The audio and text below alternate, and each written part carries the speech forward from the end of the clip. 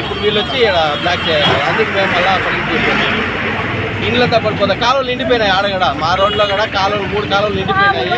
ఈ పొద్దు నైట్ వాన పడితే జోరుగా పడిందంటే రోడ్లోకి వచ్చేస్తాయి. రోడ్లు ఇండ్లు ఏముండవు. మళ్ళీ ముందు ఒక 25 ఏళ్ళకి ముందు నిండి సేఫ్ పరిస్థితి వచ్చేస్తుంది మా వీధిలో.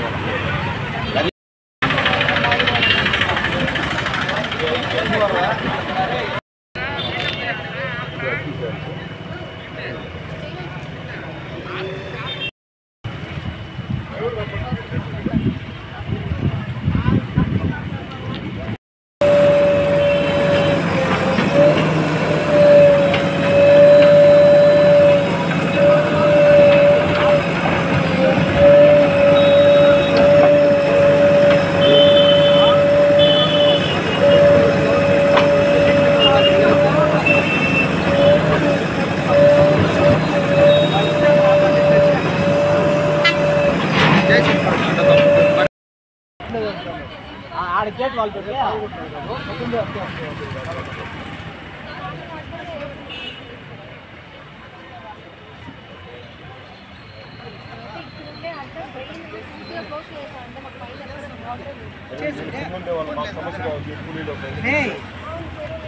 భూములు పెరిగినా ఈ చెరువు మరవపోయే సమయం వస్తే దాని బట్టి అది పోతుంది. ఇప్పుడు ఈ మట్టి అంతా తీసేస్తే ఆడపోతుంది మరవ. అప్పుడు మనమే మాడని కాదు. వీడపోయే నీళ్ళు ఆడ ఈ మన్ను ఈ నడమంతా ఆడే పోతానుంది. ఇప్పుడు పోతాడు అంటే అదే ఇప్పుడు ఈడపోయే నీళ్ళు ఆడపోతుంది. మరవ ఎక్కువ వస్తుంది. దాంట్లో వస్తుంది. దానికి ఎవరు అప్తీసం లేదు.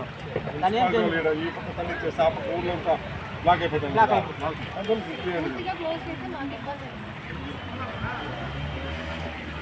వాళ్ళు మా పంటలు పోతా ఉన్నాయి, మీరు ఈ మాత్రం చేస్తా ఉన్నారని అయితే వాళ్ళు పంటలు పోతా ఉన్నాయి వాళ్ళు చెప్తా ఉన్నారు. ఆ పక్క ఏమంటే ఇండ్లు పడిపోయేట్టుగా ఉన్నాయి 3-4 ఇండ్లు. ఇప్పుడు వస్తాను వీళ్ళంతా ఎంసీఆర్ నగరు ఆ పక్కనే వీళ్ళంతా ఇండ్లు వాళ్ళు కూడా వస్తా ఉన్నారు. లేదు కమిషనర్ నిన్న కూడా వచ్చి చూసుకొని పోయినాడు. సారు వస్తారు తీసా మోని చెప్పన్నాడు. అంతే సార్ చెప్పింది, ఏం చెప్పలేదు.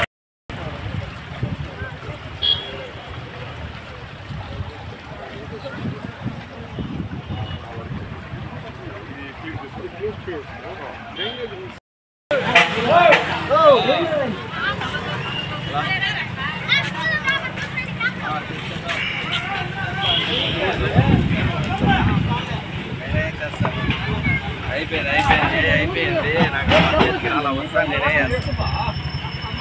చేస్తాను.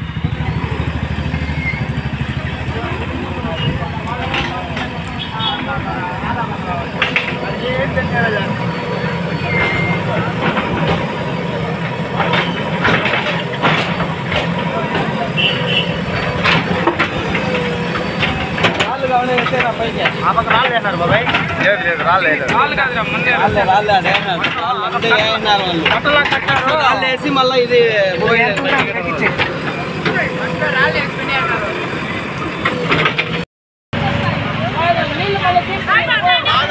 పడిపోతాడు. నువ్వు పడిపోతాడు ఇప్పుడు కాదు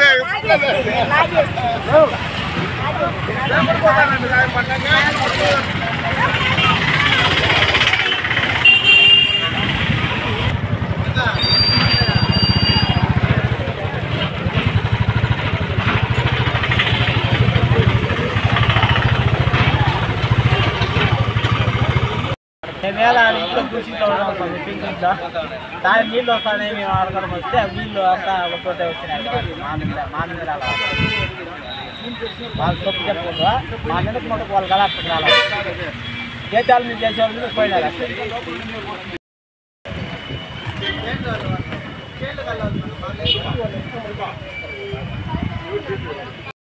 మాకంతా ఏం కాదు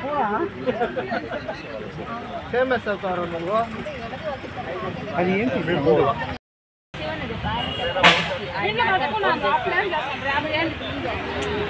చెప్పుకా ఆడ మాట్లాడు.